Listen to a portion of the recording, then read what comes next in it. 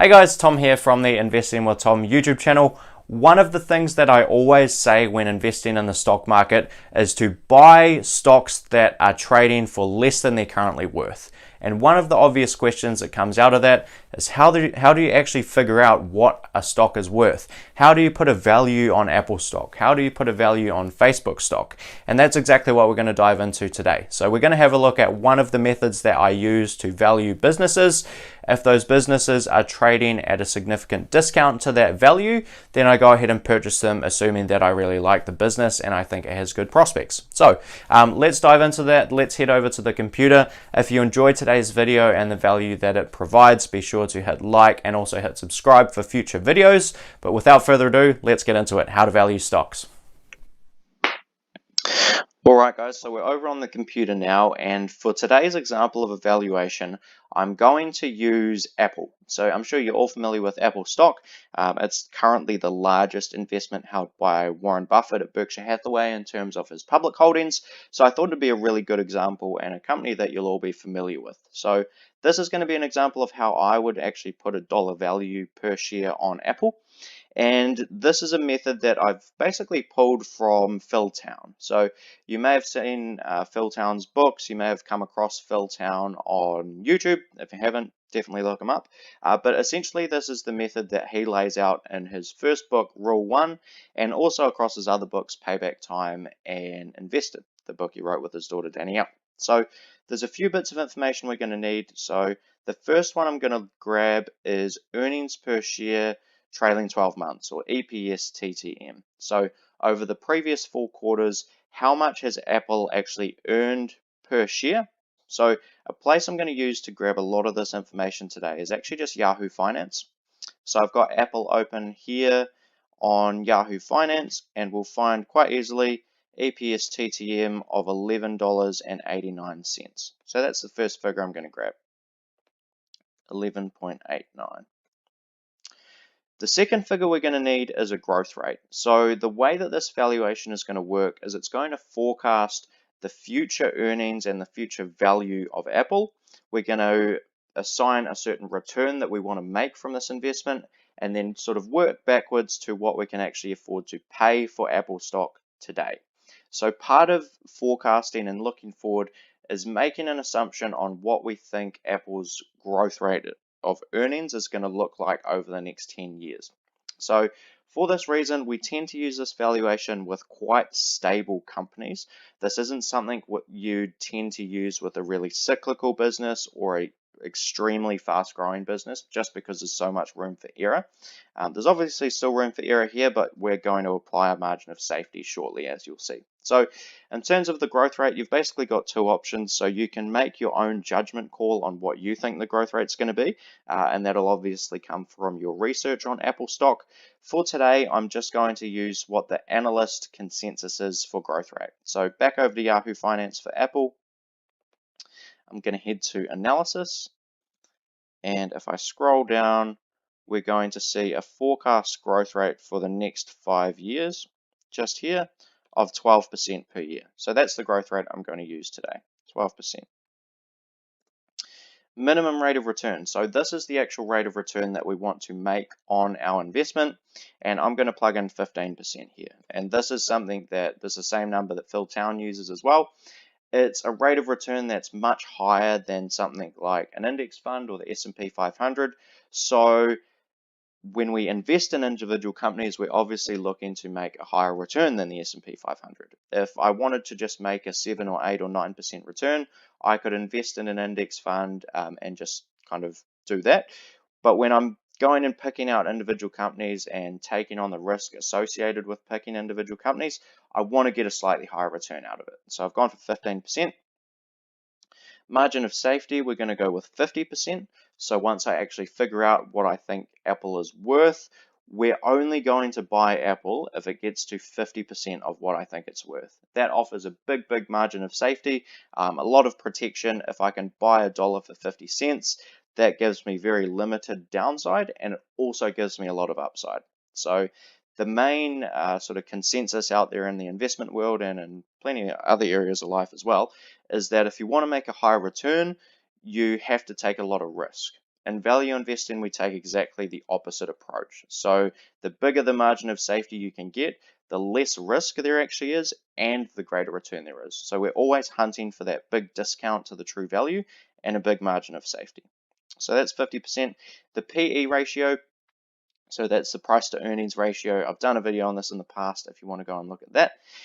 But essentially the PE ratio is how much we think we can sell Apple for in the future in terms of a multiple of their earnings. So if I think we can sell Apple in 10 years time for 10 times earnings, we'd put a PE of 10.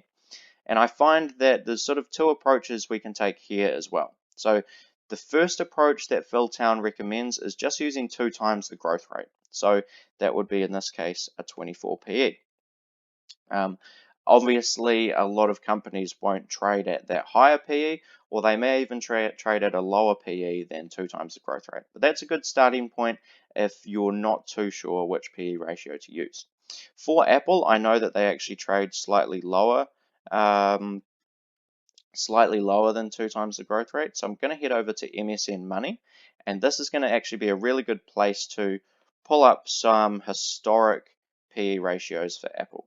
So I'm going to look up Apple on MSN Money, come over to financials, and there's a section here, analysis. And there's a section here called price ratios. So if we go to price ratios, you're going to see a 5-year high PE, 18.49, and a 5-year low PE of 12.45. So I'm simply going to take the average of those and work with that one. So if I head back over to here, I'm going to go equals 18.49 plus, what was the other figure? 12.45. Divide those by 2 to get the average. And I recommend using whatever comes out as the lowest of those 2 PE options. So if the average 5-year PE came out at say 40, but our double the growth rate PE is 24, I'd go with the lower one, which is 24. In this case, the lower one is the average PE, so we're going to go with that. So the next thing we've got to do is forecast what the earning power of Apple is going to be per share in the future. And I'm going to use some of these figures to do it. So we're going to start out in year 1, we're going to have year 2, year 3, year 4, year 5, and we're going to go right out to 10 years out into the future. And we're going to start with current earnings of $11.89.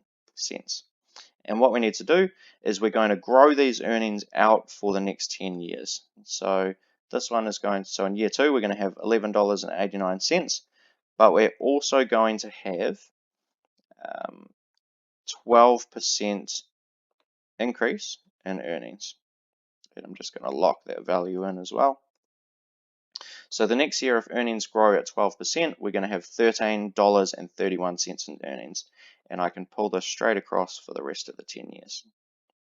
So in 10 years' time, if Apple continues to grow at 12% per year, as the analysts expect, then we now have earnings in year 10 of $32.97. So once we've got those future earnings at $32.97, we're going to multiply by our PE ratio. So if Apple's earning just under $33 in 10 years and we can sell it in 10 years for a PE of about 15.5, then we can work out the value. So we're just going to multiply that 10-year earnings by the PE. That gives us a estimated share price in 10 years' time of $510 per share for Apple. So well done, we've worked out the future value. We now need to figure out what we can actually afford to pay for it today. So if I want to make a 15% minimum return, which is what I've got in there, I basically need to work backwards, decreasing that $510 by 15% every single year to model what that share price growth might look like over time. So to do that, I'm going to divide that one by 1 plus 15%. And again, I'm going to lock that value in. Cool.